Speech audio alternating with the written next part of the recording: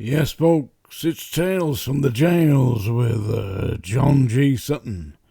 Yes, you guessed it, folks. That's me.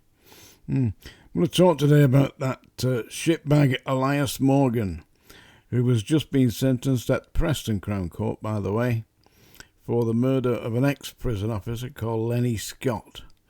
You've probably undoubtedly seen it in the news, but there's a link I'm putting down below to an article in the Daily Telegraph which goes into greater detail than I'm going to go into it. So if you're really interested to see what the actual details are, the link's down below. And Elias Morgan had threatened to kill him when he was in prison. He said he was going to, I'll bide my time, but I will definitely get you. I'm going to kill you. And that was 4 years. It took him 4 years to do it, but he did it. The man must be mad. Imagine saying that. And Lenny Scott had previously advised the police that he had received death threats and told the police who it was. Elias Morgan must have known about this. He was having some kind of relationship. Elias Morgan was having a relationship, an illicit relationship, with a member of the Hostess Brigade. Isn't that nice? Eh? Love will find a way. Yeah. Stone walls do not a prison make. Yeah. That was a little nod to your friend of mine, Lenny the Goatman. I've dropped my goat, by the way. I don't know where the hell it's gone. It's run off, I think. Probably couldn't stand the singing. But anyway, Elias Morgan has now been sentenced. He was sentenced on Tuesday to a minimum of 45 years in prison. Effectively, he isn't getting out, is he? He's about 36, I think, now. So he isn't going to be going anywhere.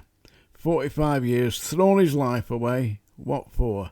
An act of stupid revenge against a man, Lenny Scott, who was only doing his job.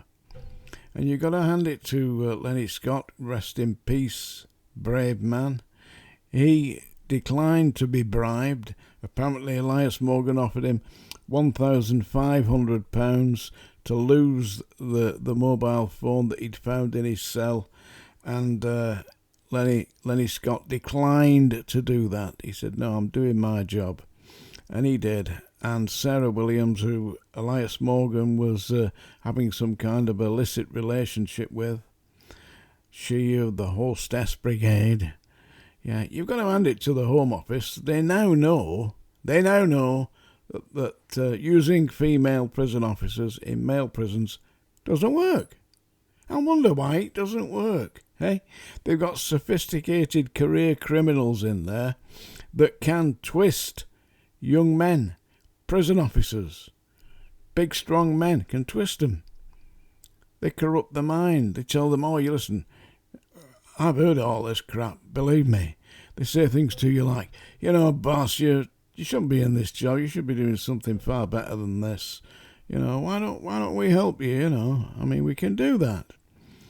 You know, all you got to do is just go to this address. They'll give you a package, bring it in. You know, there'll be a couple of £1,000 in your account next week. You know, no problem at all, boss. You get your money. You know,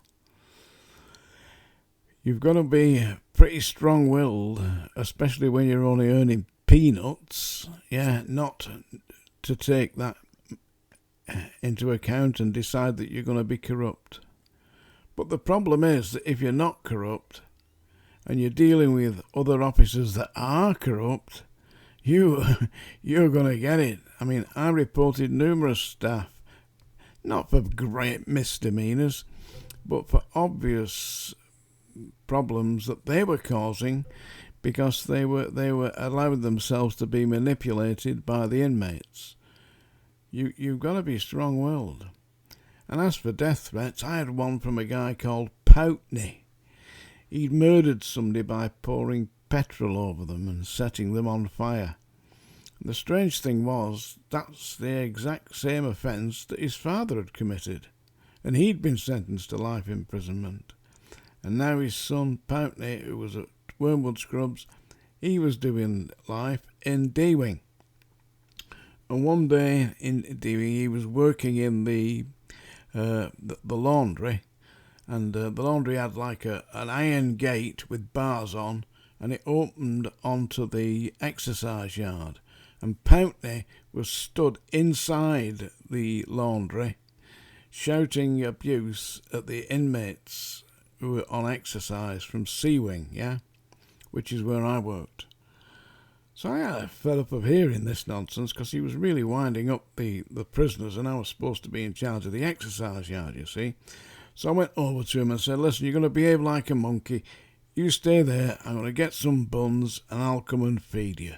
Well, it drove him mad, you know. You think you're talking to, rattling the bars like that and banging and shouting. I thought, you bloody maniac. And then, just as luck would have it, somebody came across from B-Wing with one of these hand-pulled trucks with all the laundry from B-Wing in. They got up to the laundry gate, opened the metal gate with the bars, behind which was this raging lunatic, Pountney, and he come running out, running at me. Luckily, there was a dog handler about 5 yards away, and the dog got him before he got to me. Yeah, strange world, eh? You don't know what you're dealing with in there, because a lot of these people who were serving, I mean, look at this Elias Morgan now, 45 years minimum imprisonment. What's he got to lose? He didn't coming out. A highly dangerous man. And if he can corrupt female prison officers, then he will do so. But the Home Office is not listening. They're doing it on the cheap, you see.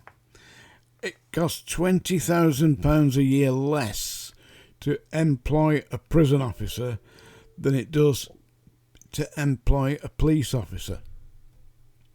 When I joined the prison service, I joined in 1974, commenced duty in January 1975, but when I joined, a prison officer was earning more than a police constable. Now they're getting £20,000 a year less. And they wonder what's going wrong. They've downgraded the job.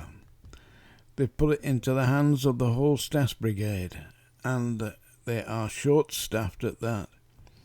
Utter, absolute nonsense. Charlie Taylor, who's the head of the prison department, are you listening? The Hostess system is knackered. It doesn't work. It never did. Get a grip. This is a poem I'm going to read you now. This is another one by A.E. Housman, Into My Heart an Air That Kills. Don't know if you ever saw the film on television with Collie Whelmond was in it. Collie Whelmond was my former arts teacher at school. What a big, fat, ignorant bully he was. Seriously. Colin Whelmond was in it, and it was called Blue Remembered Hills. Anyway, this is from where he got the title for that play from, by A.E. Housman. Into my heart an air that kills from yon far country blows. What are those blue remembered hills? What spires, what farms are those? That is the land of lost content. I see it shining plain, the happy highways where I went and cannot come again. There you are. A.E. Housman, a little poem there. And now, yeah, you deserve this. That's the song doing. And if you wonder where I've been writing my next book. I'm up to chapter 6 now, just completed chapter 6. So it'll be definitely ready by Christmas. I believe it will, yeah. And what we got here, yeah. A song, yeah. This is originally by Simon and Garfunkel. The Sound of Silence. And I bet you'll be praying for silence when you've heard a bit of this. Hello, darkness, my old friend. I've come to talk with you again. because a vision softly creeping left its seeds while I was sleeping, and the vision that was planted in my brain still remains within the sound of silence. In restless dreams I walked alone, narrow streets of cobblestone, 'neath the halo of a street lamp, with my eyes turned my collar to the cold and damp, when my eyes stabbed by the light of the neon light that split the night and touched the sound of silence.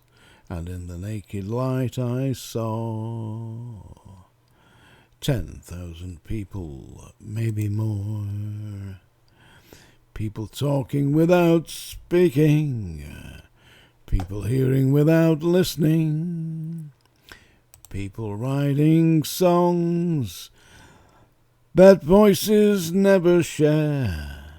No one dare disturb the sound of silence. That's it for today. Tales from the Jails. I sincerely hope you enjoyed that. If you did, Largactyl.